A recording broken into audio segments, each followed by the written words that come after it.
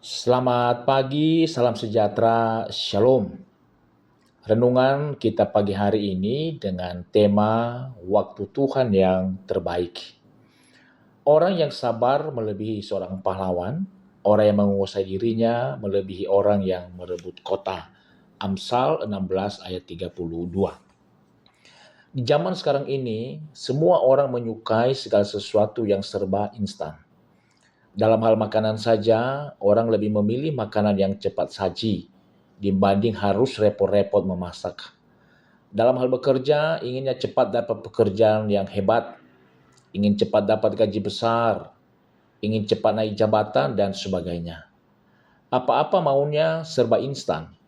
Kalau bisa tidak perlu kerja keras, tidak perlu usaha mati-matian, tidak perlu merasakan beratnya suatu proses.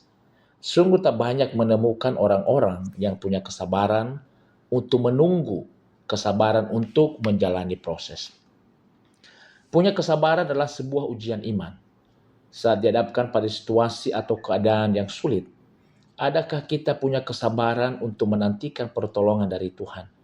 Ataukah kita kehilangan kesabaran, lalu berpaling dari Tuhan untuk mencari pertolongan lain?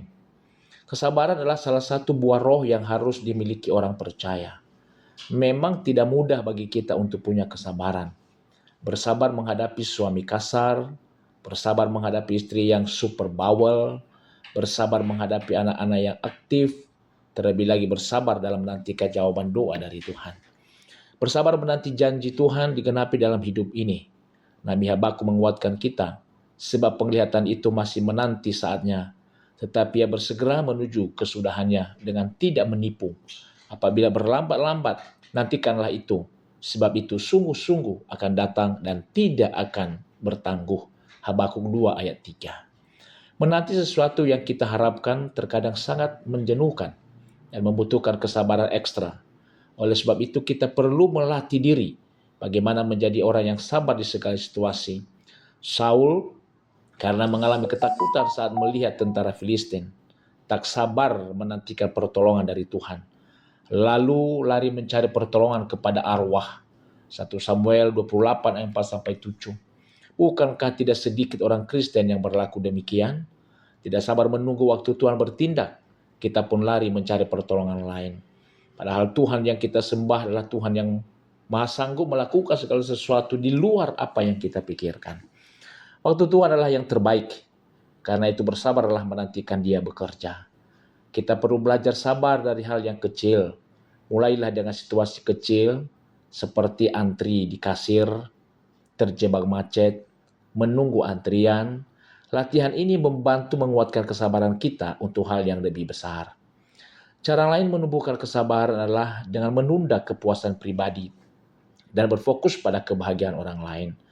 Menunda keinginan atau ambisi pribadi membentuk kita untuk tidak mementingkan diri sendiri dan lebih mudah memberi. Amsal 11 ayat 24. Ada yang menyebar harta tetapi bertambah kaya. Ada yang menghemat secara luar biasa namun selalu berkekurangan.